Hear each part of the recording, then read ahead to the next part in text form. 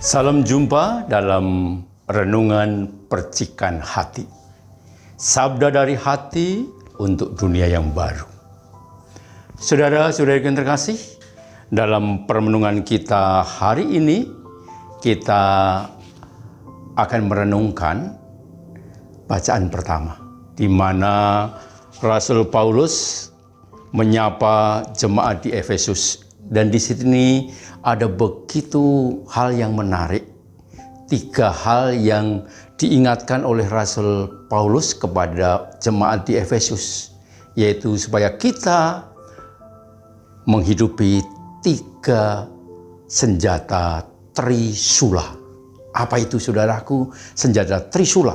Yang pertama yaitu soal kerendahan hati.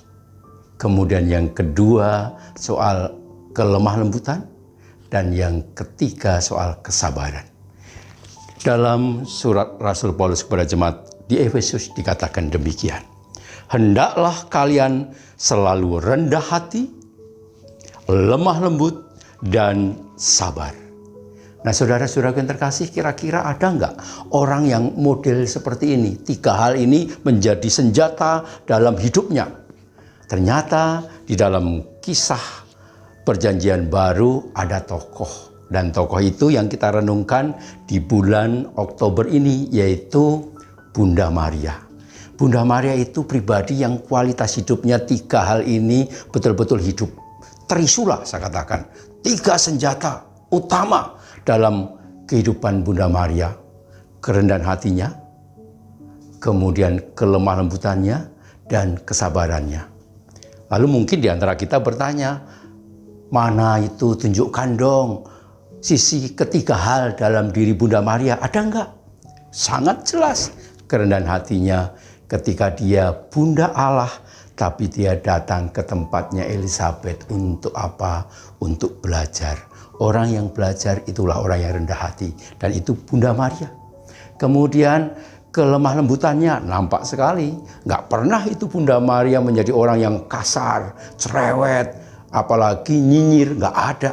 Bunda Maria bukan butejo zaman sekarang. No, Bunda Maria lemah lembut. Dan yang ketiga, sabar. Bunda Maria sabar ketika Yesus anaknya hilang. Apakah dia memaki-maki? Nggak.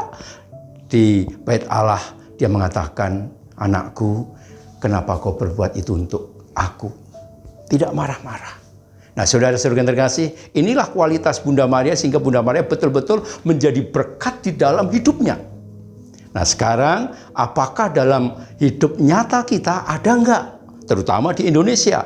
Ternyata saudaraku, di Indonesia pun saya boleh mencomot 1 nama. Orang yang rendah hati, orang yang lemah lembut, dan sabar.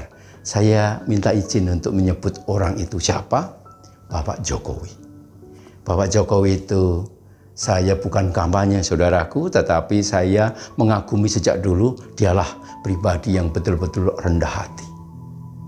Dia pribadi yang betul-betul lemah lembut dan sabar.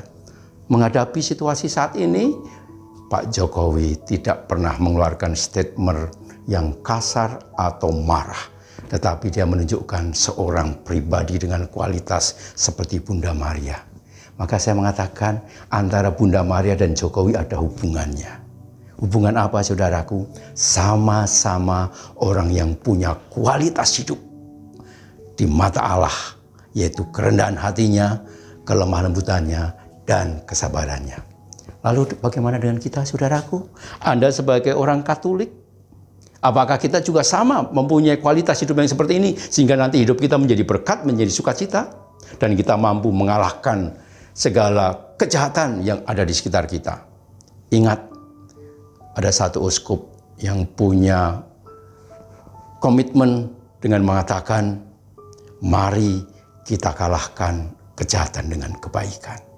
Trisula kualitas hidup, yaitu kerendahan hati, kelemah lembutan, dan kesabaran, bisa mengalahkan kejahatan. Bunda Maria sudah membuktikan, dan mari kita dukung Bapak Jokowi.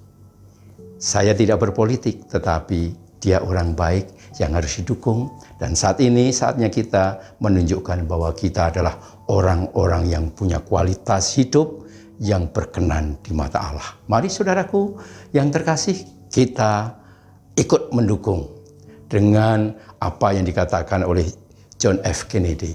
Jangan bertanya apa yang negara berikan untukmu, tapi sekarang mari kita bertanya apa yang sudah kita berikan untuk negara, yaitu dengan apa? Hidup dengan kesabaran kita, hidup dengan kelemah lembutan kita, dan hidup dengan kerendahan hati kita.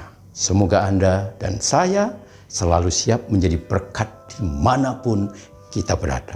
Tuhan memberkati.